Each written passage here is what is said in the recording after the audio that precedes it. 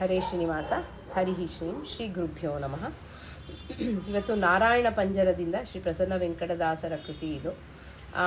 ನಾರಾಯಣ ಪಂಜರದಿಂದ ನಾವು 9 ಮತ್ತು 10 ಈ 2 ನುಡಿಯ ಅರ್ಥಚಿಂತನೆಯನ್ನು ಎಷ್ಟು ಶ್ರೀ ಹರಿವಾಯು ಗುರುಗಳು ಮಾಡಿಸ್ತಾರೋ ಅಷ್ಟು ಚಿಂತನೆಯನ್ನು ಮಾಡ್ತಾ ಹೋಗೋಣ. ಈ 9ನೇ ನುಡಿ ಹೀಗಿದೆ. ಶುಭ ಕಪೀಶಗೆ ಅಭಯವರವಿತ್ತು ಕೈ ಪಿಡಿದೆ ನಾರಾಯಣ ನಮೋ ನಾರಾಯಣ. ಶುಭಕಂಠ ನಂಜಿಕೆಯ ಹನುಮಕ ಹೇಳಲು ಕಳೆದೆ ನಾರಾಯಣ ನಮೋ ನಾರಾಯಣ. ನೋಡಿ, ಶುಭ ಕಪೀಶಗೆ ಅಭಯವರವಿತ್ತು ಕೈ ಪಿಡಿದೆ ಅಂತ ಹೇಳ್ತಾ ಇದ್ದಾರೆ. ಇಲ್ಲಿ ರಾಮಾವತಾರದಲ್ಲಿ ಸುಗ್ರೀವನಿಗೆ ಅಭಯವ ನಿತ್ತು ಅವನ ಕೈ ಹಿಡಿದು ಸಲಹಿದೆ ಅಂತ ಹೇಳಿ ತಿಳಿಸ್ತಾರೆ. ಮತ್ತಾರೂ ಅಲ್ಲ, ಶ್ರೀರಾಮಚಂದ್ರ ಅಭಿನ್ನನಾಗಿ ನಾರಾಯಣ, ಅವನೇ ನಾರಾಯಣನಾಗಿ ಅಂಥ ನಾರಾಯಣನಿಗೆ ನಮಸ್ಕಾರವನ್ನು ಮಾಡ್ತೀನಿ ಅಂತ ಹೇಳಿ ತಿಳಿಸ್ಕೊಡ್ತಾರೆ. ಇಲ್ಲಿ ಏನು ಹೇಳ್ತಾರೆ ಅಂತ ಹೇಳಿದ್ರೆ, ಆ ಹನುಮಂತ ದೇವರು ರಾಮದೇವರ ಅಗ್ನಿ ಸಾಕ್ಷಿಯಾಗಿ ಸ್ನೇಹವನ್ನು ಮಾಡಿಸ್ತಾರೆ ಹನುಮಂತ ದೇವರು ಆ ಸುಗ್ರೀವ ರಾಮದೇವರಿಗೆ. ಅಲ್ಲಿ ಏನಾಗುತ್ತೆ, ಆ ಸುಗ್ರೀವ ಅಲ್ಲಿ ಋಷ್ಯಮುಖ ಪರ್ವತ ಅಂತ ಹೇಳಿ ಅಲ್ಲೊಂದು ಪರ್ವತ, ಆ ಪರ್ವತದಲ್ಲಿ ರಾಮ ಲಕ್ಷ್ಮಣರು ಸುಗ್ರೀವ ಅಲ್ಲಿ ಬರ್ತಾ ಇರ್ತಾರಂತೆ. ಅಲ್ಲಿ ಬಂದಾಗ ಆ ಸುಗ್ರೀವ ಅಲ್ಲಿ ಏನು ಅಂದ್ಕೊಳ್ತಾನೆ ಅಂತ ಹೇಳಿದ್ರೆ, ವಾಲಿಯ ಗೂಢಚಾರರು ಇವರು ಅಂತ ಹೇಳ್ಬಿಟ್ಟು ಹೆದರ್ಕೊಂಡು ಓಡಿ ಹೋಗ್ತಾ ಇರ್ತಾರಂತೆ. ಅಲ್ಲಿಂದ ಓಡಕ್ಕೆ, ಆ ಕಪಿಗಳ ಸಮೇತವಾಗಿ ಓಡಕ್ಕೆ ಹೋದಾಗ ಅಲ್ಲಿ ಹನುಮಂತ ದೇವರು ಹೆದರ್ಬೇಡ, ಹನುಮಂತರ ದೇವರ ಜೊತೆನೇ ಇರ್ತಾರೆ. ನೋಡಿ, ಎಲ್ಲಿ ಹನುಮ ಅಲ್ಲಿ ರಾಮ. ಈ ರೀತಿಯಾಗಿ ಆ ರಾಮದೇವರ ಒಂದು ಪರಿಚಯವನ್ನು ಮಾಡಿಸ್ಕೊಟ್ಟಂಥ ಹನುಮಂತ ದೇವರನ್ನು ನೋಡುವಾಗ ಆ ಒಂದು ಋಷಿಯ ವೇಷವನ್ನು ಹಾಕ್ಕೊಂಡು ಹೋಗಿ ರಾಮದೇವರ ಮುಂದೆ ನಿಂತು ಹನುಮಂತ ದೇವರಿಗೆ ಗೊತ್ತಿದೆ, ಎಲ್ಲವೂ ಗೊತ್ತಿದೆ, ರಾಮದೇವರು ಅಂತಾನೆ ಗೊತ್ತಿದೆ. ಆದರೂ ಆ ಒಂದು ಹನುಮಂತ ದೇವರ ವಾಕ್ ಚಾತುರ್ಯವನ್ನು ನೋಡಿ ರಾಮದೇವರು ಎಂಥ ಒಂದು ಎಲ್ಲ ವೇದಗಳ ಒಂದು ಸ್ಪಷ್ಟ ಚಿಂತನೆ ಇರಬೇಕು ಇವರಿಗೆ ಅಂತ, ಅಂದರೆ ರಾಮದೇವರಿಗೆ ಗೊತ್ತು ಹನುಮನೆ ಅಂತ ಹೇಳಿ ಆ ಮಾತನ್ನು ಕೇಳಿ ಒಂದು ಚೂರು ತಪ್ಪು ಮಾತಾಡೋದಿಲ್ಲ, ಅದರಿಂದ ಒಂದು ಚೂರು ಯಾವುದೂ ಹೆಚ್ಚಿಗೆ ಮಾತಾಡೋದಿಲ್ಲ. ಆ ರೀತಿ ಶುದ್ಧವಾದಂಥ ಮಾತು ಆ ಹನುಮಂತ ದೇವರದು. ಅದನ್ನು ನೋಡಿ ಆಶ್ಚರ್ಯ ಆಗುತ್ತೆ. ಆ ರಾಮದೇವರು ಆವಾಗ ಆ ರಾಮದೇವರು ಅಂತ ಹೇಳಿ ಶರಣಾಗತರಾಗು ಅಂತ ಹೇಳಿ ಸುಗ್ರೀವರನ್ನ ಕರ್ಕೊಂಡು ಬಂದು ರಾಮದೇವರಲ್ಲಿ ಸ್ನೇಹವನ್ನು ಅಗ್ನಿ ಸಾಕ್ಷಿಯಾಗಿ ಸ್ನೇಹವನ್ನು ಮಾಡಿಸಿರ್ತಾರೆ ಅಂತ ಹೇಳಿ ರಾಮಾಯಣದಲ್ಲಿ ಬರುತ್ತೆ. ಇಲ್ಲಿ ಅದನ್ನೇ ಇಲ್ಲಿ ಹೇಳ್ತಾ ಇದ್ದಾರೆ, ಹೇಗೆ ಶುಭ ಕಪೀಶಗೆ ಅಭಯವ ವರವಿತ್ತು ಕೈ ಹಿಡಿದೆ ಅಂತ. ಆಗ ಸುಗ್ರೀವ ಕೇಳ್ಕೊಳ್ತಾನೆ ರಾಮದೇವರಿಗೆ, ಏನಂತ ಅಂದರೆ ವಾಲಿಯ ಒಂದು ಸಂಹಾರ ಆಗಬೇಕು ಅಂತ. ಆ ವಾಲಿಯ ಸಂಹಾರ ಆಗೋದು ಅಂತ ಹೇಳಿದ್ರೆ, ನೋಡಿ, ಅಣ್ಣನ ಒಂದು ಸಂಹಾರ ಆಗಬೇಕು ಅಂತ ಯಾಕೆ ಕೇಳ್ತಾನೆ ಅನ್ನೋದು ಇಲ್ಲಿ ಒಂದು ಚಿಂತನೆ ಬರುತ್ತೆ. ಯಾಕೆ ಅಂತ ಹೇಳಿದ್ರೆ, ವಾಲಿಗೆ ಒಂದು ವರ ಇರುತ್ತೆ. ಏನು ಅಂತ ಹೇಳಿದ್ರೆ, ಯಾರು ಅವನ ಮುಂದೆ ಬಂದರೂ ಅವನ ಬಲವನ್ನೆಲ್ಲ ಆ ಒಂದು ಎದುರಾಳಿಯ ಬಲ ಎಲ್ಲ ವಾಲಿಗೆ ಬಂದ್ಬಿಡುತ್ತೆ ಅಂತ ಹೇಳ್ಬಿಟ್ಟು, ಹಾಗೆ ಆ ಭಯದಿಂದಾನೇ ಓಡ್ತಾ ಇರ್ತಾನೆ. ಎಂದೂ ಸುಗ್ರೀವನಿಗೆ ವಾಲಿಯನ್ನು ಸೋಲಿಸಲಿಕ್ಕೆ ಸಾಧ್ಯ ಆಗಿರೋದಿಲ್ಲ. ಅದರಿಂದ ಆ ವಾಲಿ ಅಂದರೆ ಅಷ್ಟು ಭಯ. ಇಡೀ ಪರ್ವತ ಎಲ್ಲ ಕಡೆ ಓಡಾಡ್ಬಿಟ್ಟಿರ್ತಾನೆ ಸುಗ್ರೀವ. ಅದರಿಂದ ಇಡೀ ಅಲ್ಲಿ ಆ ಇಡೀ ಪ್ರದೇಶದಲ್ಲಿ ಎಲ್ಲಿ ಏನಿದೆ ಅನ್ನೋದು ಸುಗ್ರೀವನಿಗೆ ಗೊತ್ತಿರುತ್ತೆ. ಆಗ ರಾಮಚಂದ್ರನಿಗೆ ಕೇಳಿದಾಗ ರಾಮದೇವರು ಸಂಹಾರ ಮಾಡ್ತೀನಿ ಅಂತ. ಇಲ್ಲಿ ರಾಮದೇವರು ಮರದ ಹಿಂದೆ ಆಗಿ ಕೊಲ್ಲುವಂಥ ಒಂದು ಯಾತಿಕ್ ಮಾಡಿದ್ರು, ಇದರ ಒಂದು ಚಿಂತನೆ ಎಲ್ಲ ನಮ್ಮ ಮನಸ್ಸಿಗೆ ಬಂದಾಗ ವಾಲಿ ಮಾಡಿದ್ದು ಬಹಳ ತಪ್ಪು. ಏನು ಅಂತ ಹೇಳಿದ್ರೆ, ಸುಗ್ರೀವನ ಒಂದು ಪತ್ನಿಯನ್ನು ತಾನು ವಶದಲ್ಲಿ ಇಟ್ಕೊಂಡಿದ್ದು ಬಹಳ ಅದು ಅಪರಾಧ. ಆ ಅಪರಾಧ, ಅಂಥ ಅಪರಾಧಿಗಳಿಗೆ ಅಂಥ ಅಪರಾಧಿಗಳಿಗೆ ಈ ರೀತಿಯಾಗೇ ಶಿಕ್ಷೆಯನ್ನು ಕೊಡಬೇಕು. ಈಗೇನಾಗುತ್ತೆ, ರಾಮದೇವರು ವಾಲಿಯ ಮುಂದೆ ಹೋಗಿ ಬಾಣವನ್ನು ಹಾಕಿದರೆ ವಾಲಿ ಅಲ್ಲೇ ಶರಣಾಗತರಾಗ್ಬಿಟ್ಟು ಆಗೋ ಸಾಧ್ಯತೆ ಇತ್ತು. ಯಾಕಂದರೆ ವಾಲಿ ರಾಮದೇವರ ಭಕ್ತ. ಹಾಗೆ ಈ ಒಂದು ವಂಚನೆಯಿಂದ ಮಾಡಿರುವಂಥ ಕಾರ್ಯಕ್ಕೆ ಆ ರೀತಿಯಾಗೇ ಭಗವಂತ ಶಿಕ್ಷೆ ಕೊಡಬೇಕು ಅನ್ನೋದು ಅವನ ನಿರ್ಧಾರ. ಯಾಕಂದರೆ ಆ ರೀತಿ ವಾಲಿಯ ಒಂದು ಕೆಲಸ ಇದೆ ಅಲ್ಲ, ವಾಲಿ ಮಾಡಿದ್ದು ತಪ್ಪು. ಹಾಗೆ ಸುಗ್ರೀವನಿಗೆ ಆ ಸುಗ್ರೀವನ ಒಂದು ಪರೀಕ್ಷೆಯನ್ನು ರಾಮದೇವರು ಮಾಡ್ತಾನೆ. ಯಾಕಂದರೆ ಅಣ್ಣನಿಗೆ ಶಮಿಸಕ್ಕಾಗತ್ತಾ ಅಂತ ಹೇಳಿ ಒಳ್ಳೆಯ ಒಂದು ಮಾತಿನಲ್ಲಿ ಹೇಳಕ್ಕೆ ಪ್ರಯತ್ನವನ್ನು ಮಾಡ್ತಾರೆ ರಾಮದೇವರು. ಏನು ಅಂತಂದರೆ ಆ ರಾಮದೇವರು ಹೇಳ್ತಾರೆ, ಒಂದಿನ ಅಲ್ಲ, 2 ದಿನ ಅಲ್ಲ, 3 ದಿನ ಆದರೂ ರಾಮದೇವರು ವಾಲಿಯನ್ನು ಸಂಹಾರ ಮಾಡೋದಿಲ್ಲ. ಆಗ ಸುಗ್ರೀವನಿಗೆ ತಿಂದು ತಿಂದು ತಿಂದು ಬಹಳ ಬೇಜಾರಾಗೋಗಿರುತ್ತೆ, ಒಂದು ರೀತಿ ಸಾಕಾಗಿ ಹೋಗ್ಬಿಟ್ಟಿರುತ್ತೆ. ಅವಾಗ ರಾಮದೇವ್ರಿಗೆ ಹೇಳ್ತಾರೆ, ಯಾಕೆ ಕೊಲ್ತಾ ಇಲ್ಲ ನೀವು ಅಂತ ಹೇಳಿದಾಗ, ನಿಮ್ಮಿಬ್ಬರಲ್ಲಿ ಒಂದೇ ಥರ ಇದ್ದೀರಾ ಇಬ್ರು, ನನಗೆ ಪರಿಚಯ ಆಗ್ತಾ ಇಲ್ಲ, ಗೊತ್ತಾಗ್ತಾ ಇಲ್ಲ ನನಗೆ ಅಂತ ಹೇಳಿರ. ರಾಮದೇವರಿಗೆ ಗೊತ್ತಿಲ್ಲದಿರೋದು ಯಾವುದೂ ಇಲ್ಲ. ಯಾಕೆ ಅಂದರೆ ಮನಸ್ಸೇನಾದರೂ ಮನಸ್ಸಿನ ಒಂದು ಭಾವ ಅವನಲ್ಲಿ ಏನಾದರೂ ಒಂದು ಪರಿವರ್ತನೆ ಬರುತ್ತೇನೋ ಅನ್ನೋ ಒಂದು ಒಳ್ಳೆಯ ಮಾತನ್ನು ಹೇಳಿ ರಾಮದೇವರು ಆ ಒಂದು ಸಮಯಕ್ಕಾಗಿ ಕಾದರು.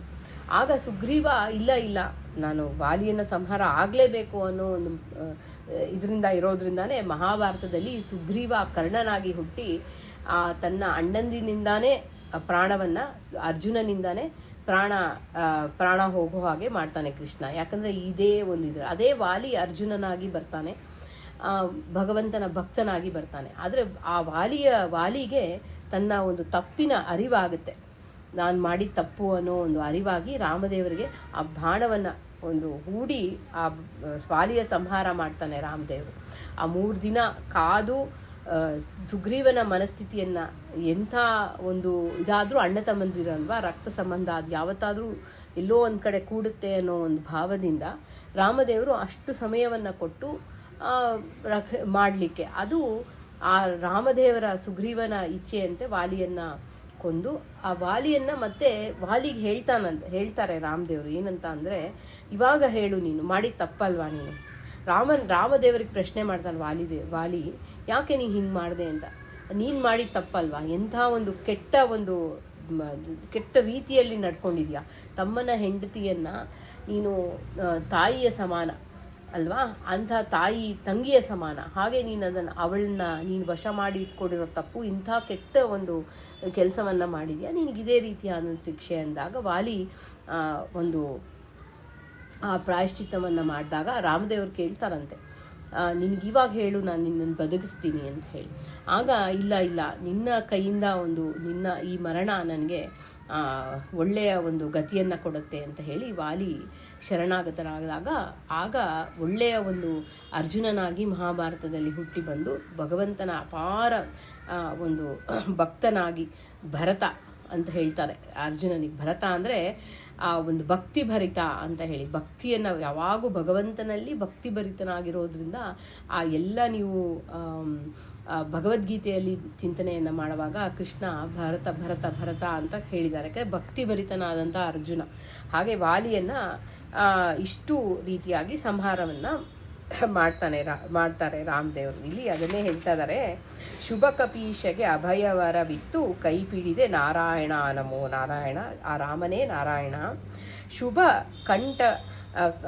ಕಂಠನಂಜಿಕೆಯ ಹನುಮ ಹೇಳಲು ಕಳೆದೆ. ಶುಭಕಂಠ ಅಂತ ಹೇಳಿದ್ರೆ ಸುಗ್ರೀವನ ಒಂದು ಭಯವನ್ನು ಕಳಿತೀಯಾ ಅಂತ ಹೇಳಿ ಕಳೆದೆ. ಯಾರ ಮಾತಿಂದ? ಹನುಮಂತನ ಮಾತಿಂದ ಅಂತ ಹೇಳಿ. ಇಲ್ಲಿ ನೋಡಿ, ರುಕ್ಷ ಅಂತ ಒಬ್ಬ ಕಪಿ. ಆ ಬ್ರಹ್ಮದೇವರು ಮೇರು ಪರ್ವತದಲ್ಲಿ ಒಂದು ತಪಸ್ಸನ್ನು ಮಾಡ್ತಾ, ಭಗವಂತನ ಚಿಂತನೆಯನ್ನು ಮಾಡ್ತಾ, ವೇದಗಳನ್ನು ಚಿಂತನೆಯನ್ನು ಮಾಡ್ತಾ, ಭಗವಂತನ ಒಂದು ಸ್ತೋತ್ರಗಳನ್ನು ಮಾಡ್ತಾ ಇರ್ತಾರೆ ಆ ಸತ್ಯಲೋಕದಲ್ಲಿ, ಆ ಮೇರು ಪರ್ವತದಲ್ಲಿ ಒಂದು ಮನೆ, ಬ್ರಹ್ಮದೇವರ ಮನೆ. ಇಲ್ಲಿ ಆನಂದ ಬಾಷ್ಪಗಳು, ಆ ಬ್ರಹ್ಮದೇವರಿಗೆ ಆನಂದ ಬಾಷ್ಪಗಳು ಬರುತ್ತೆ. ಆ ಆನಂದ ಬಾಷ್ಪಗಳು ಬಂದಾಗ ಬ್ರಹ್ಮದೇವರು ಏನು ಮಾಡ್ತಾರೆ, ಆ ಕೈಗಳಿಂದ, 2 ಕೈಗಳಿಂದ ಚೆನ್ನಾಗಿ ಮಥನವನ್ನು ಮಾಡ್ತಾರೆ. ಹೀಗೆ ಆ ಕೈಗಳಿಂದ ಮಥನವನ್ನು ಮಾಡಿದಾಗ ಆವಾಗ ಈ ರುಕ್ಷ ಅನ್ನೋ ಕಪಿಯ ಒಂದು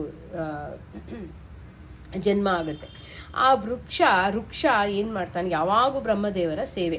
ಏನು ಅಂತ ಹೇಳಿದ್ರೆ, ಅಲ್ಲಿರೋವಂಥ ಕಾಡೆಲ್ಲ ಓಡಾಡೋದು, ಕಪಿಯ ಒಂದು ರೂಪ ಅಲ್ಲ, ಎಲ್ಲ ರೀತಿಯಾದಂಥ ಅಲ್ಲಿರೋ ಕಾಡಲ್ಲೆಲ್ಲ ಓಡಾಡಿ ಬಂದು ಅಲ್ಲಿರೋವಂಥ ಹೂವು ಹಣ್ಣುಗಳನ್ನೆಲ್ಲ ತಂದು ಬ್ರಹ್ಮದೇವರಿಗೆ ಸಮರ್ಪಣೆಯನ್ನು ಮಾಡೋದು. ಈ ರೀತಿಯಾದಂಥ ಸೇವೆಯನ್ನು ಮಾಡ್ತಾ ಇರ್ತಾರೆ ಆ ರುಕ್ಷ ಕಪಿ. ಇಲ್ಲಿ ಆ ರುಕ್ಷ ಕಪಿಯ ಒಂದು ಸಲ ಒಂದು ಬೇರೆ ಎಲ್ಲೋ ಒಂದು ಕಾಡಿಗೆ ಹೋದಾಗ ಅಲ್ಲಿ ಸರೋವರವನ್ನು ನೋಡ್ತಾನೆ.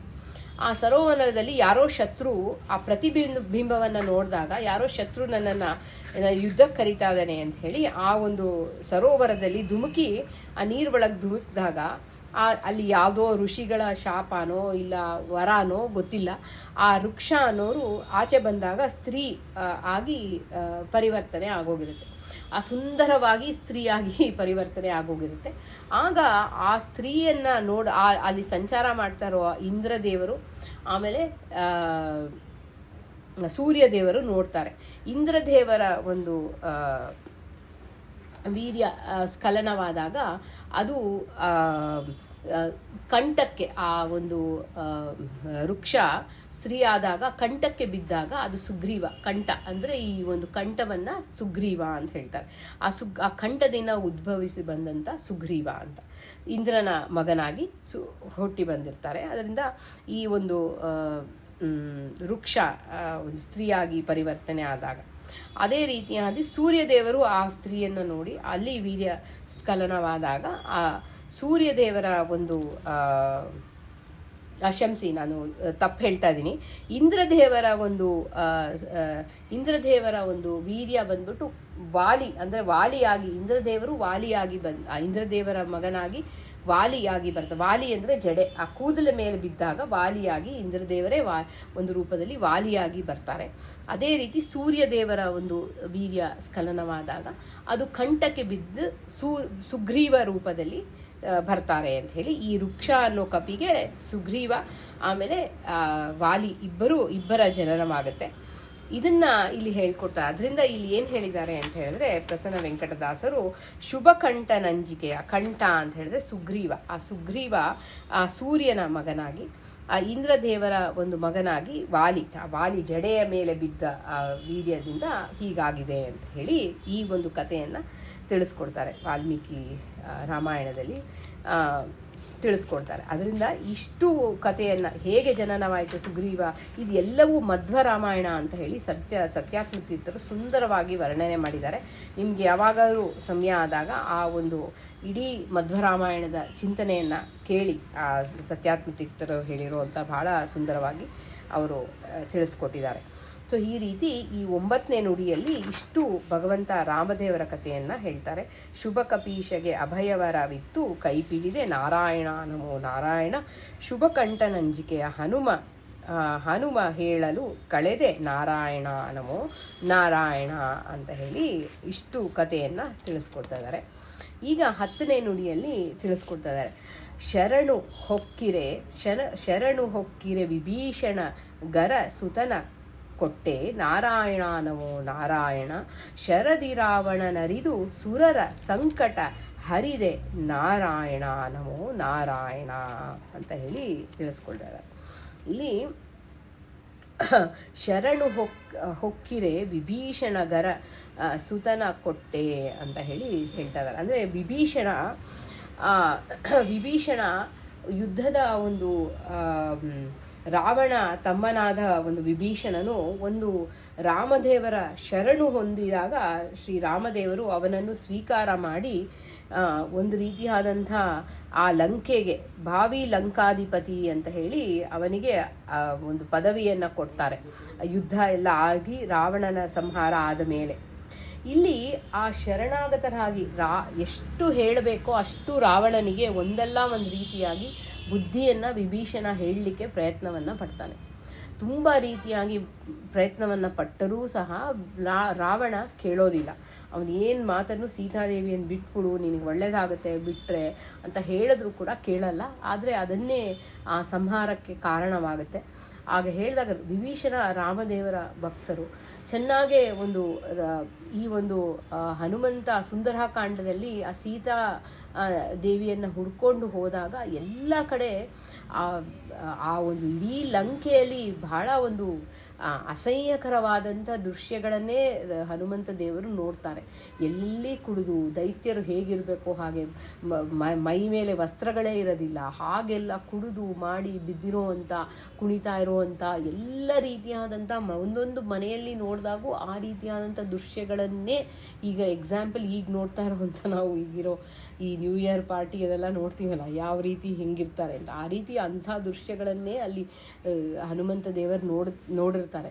ಆದರೆ ಒಂದೇ ಒಂದು ಮನೆಯಲ್ಲಿ ರಾಮನಾಮವನ್ನು ಕೇಳಿರುವಂಥ ಲಂಕೆಯಲ್ಲಿ ಅಂದರೆ ಅದು ವಿಭೀಷಣನ ಮನೆಯಲ್ಲಿ ರಾಮದೇವರ ಒಂದು ಇದು ರಾವಣ ಸೋತೆ ಹೋಗ್ತಾನೆ, ಅದಕ್ಕೆ ವಿಭೀಷಣ ಬಂದು ಶರಣಾಗತನಾದ ಅನ್ನೋದಲ್ಲ.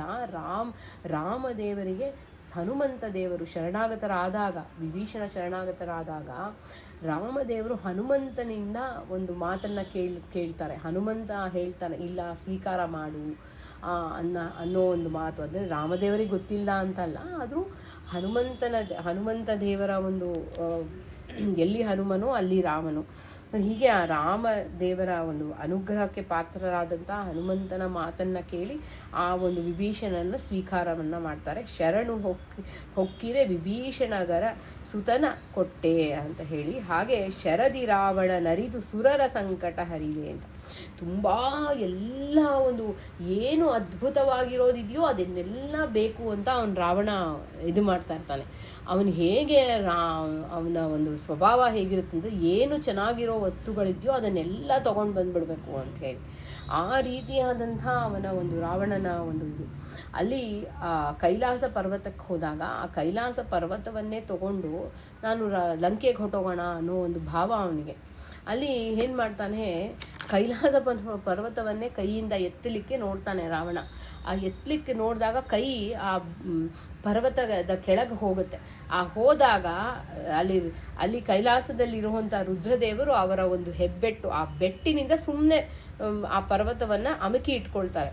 ಆಗ ಬೊಂಬಡ ಒಂದು ಒಳ್ಳೆ ಕೂಗ್ತಾನೆ ಆ ರಾವಣ ಅಂತ ಹೇಳಿದ್ರೆ ಬೊಂಬಡ ಹೊಡೆಯೋನು ಅಂತ. ಅಷ್ಟು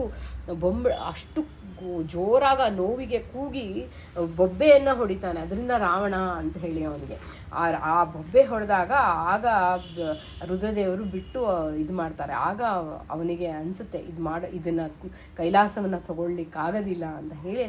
ಹಾಗೆ ರಾವಣನ ಒಂದು ಸ್ವಭಾವ, ದೈತ್ಯರ ಸ್ವಭಾವ ವಿಚಿತ್ರವಾಗಿರುತ್ತೆ. ಅವರಿಗೆ ಬಂದಂತಹ ಬುದ್ಧಿಗಳು ಬೇರೆ ಯಾರಿಗೂ ಬಂದಿರಲ್ಲ. ಆ ರೀತಿಯಾದಂಥ ಕೆಟ್ಟ ನೀಚವಾದಂಥ ಬುದ್ಧಿನೇ ಆ ದೈತ್ಯ ಗುಣ ಅಂತ ಹೇಳ್ತೀವಲ್ಲ, ಕೆಲವ್ರಿಗಿರುತ್ತೆ. ಸೊ ಹೀಗೆ ಆ ರೀತಿಯಾದಂಥ ರಾವಣನನ್ನು ಆ ಒಂದು ಎಲ್ಲ ದೇವತೆಗಳಿಗೆಲ್ಲ ತೊಂದರೆಯನ್ನು ಕೊಡ್ತಾ ಇರ್ತಾನೆ ಅವನು ರಾವಣ. ಎಲ್ಲ ಕಡೆ ಹೋಗಿ ಆ ಒಂದು ಋಷಿಗಳಿಗೆ ಎಲ್ಲರಿಗೂ ತುಂಬ ರೀತಿಯಾದಂಥ ತೊಂದರೆಯನ್ನು ಕೊಡ್ತಾ ಇರ್ತಾನೆ. ಆ ತೊಂದರೆಯನ್ನೆಲ್ಲ ಸಂಕಟವನ್ನು ಎಲ್ಲ ಸುರರಾದ ದೇವತೆಗಳ ಸಂಕಟವ ಹರಿದೆ ಅಂತ ಹೇಳಿ ತಿಳಿಸ್ಕೊಡ್ತಾ ಇದ್ದಾರೆ. ಹಾಗೆ 14 ವರ್ಷ ವನವಾಸ ಮುಗಿದ ಮೇಲೆ ಕೂಡಲೇ ಒಂದು ರಾಜ್ಯವನ್ನು 14 ವರ್ಷ ವನವಾಸ ಎಲ್ಲ ಮುಗಿಸಿ ಕೊನೆಗೆ ರಾವಣನ ಸಂಹಾರವನ್ನು ಮಾಡಿ ವಿಭೀಷಣಗೆ ಪಟ್ಟಾಭಿಷೇಕವನ್ನು ಮಾಡಿ ಆ ಲಂಕೆಗೆ. ಹಾಗೆ ಈಗಲೂ ಇದೆ ಅಂತ ಹೇಳ್ತಾರೆ. ವಿಭೀಷಣ ಅಲ್ಲಿ ಏನಂದರೆ ಕಾಣಿಸೋದಿಲ್ಲ ಆ ಒಂದು ರಾಜ್ಯ. ಇವಾಗ ನಾವು ಶ್ರೀಲಂಕಾ ಅಂತ ಎಲ್ಲ ಭಾವ ಇದೆ, ಅದೆಲ್ಲ ಆ್ಯಕ್ಚುಲಿ ಈಗಲೂ ಇದೆ, ಅದು ಮರೆಯಾಗಿದೆ ಅಂತ ಕೂಡ ಹೇಳ್ತಾರೆ. ಸೊ ಹೀಗೆ ಆ ಎಲ್ಲ ಒಂದು ದೇವತೆಗಳ ಅನುಗ್ರಹ ಮಾಡಲಿಕ್ಕಾಗಿ, ಸಂಕಟವನ್ನು ಕಳೀಲಿಕ್ಕಾಗಿ ರಾಮದೇವರು ಆ ಶರದಿ ರಾವಣನ ನರಿದು ಸುರರ ಸಂಕಟ ಹರಿದೆ ನಾರಾಯಣ ನಮ್ಮ ಯಾರು ರಾಮದೇವರೇ ನಾರಾಯಣನಾಗಿ ರಕ್ಷಣೆಯನ್ನು ಮಾಡಿದರು ಅಂತ ಹೇಳಿ ಇಲ್ಲಿ ತಿಳಿಸ್ಕೊಡ್ತಾ ಇದ್ದಾರೆ. ಇಷ್ಟು ಒಂದು ಚಿಂತನೆ ಇಲ್ಲಿ ಏನಂದರೆ, ನಾವು ಕೆಲವೆಲ್ಲ ಆ ತತ್ವಗಳನ್ನು ಸರಿಯಾಗಿ ತಿಳಿಬೇಕು.